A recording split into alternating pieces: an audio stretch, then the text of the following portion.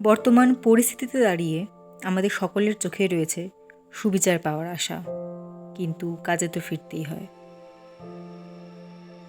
আমরা গিয়েছিলাম এলগিন রোডে নেতাজি সুভাষচন্দ্র বসুর পৈতৃক বাড়িতে। এখানে ওনার স্বাধীনতার জন্য করে যাওয়া সকল কর্মকাণ্ডের ছবি আর অন্যান্য সব কিছুই রয়েছে। বর্তমানে এই বাড়িটিকে মিউজিয়ামে কনভার্ট করা রয়েছে। সোমবার বাদে বাকি সব দিন সকাল 11টা থেকে বিকেল 6টা পর্যন্ত খোলা থাকে। প্রবেশ মূল্য মাত্র 40 টাকা। ভিতরে ভিডিও করা অ্যালাউড নয়, তাই আমরা বাড়ির ভেতরটা দেখাতে পারিনি।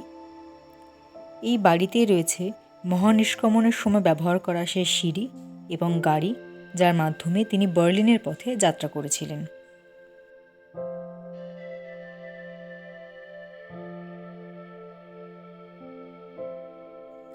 আজও এই বাড়িতে প্রবেশ করলে সেদিনকার সমস্ত ফ্রিডম স্ট্রাগলগুলো ফিল করা যায়।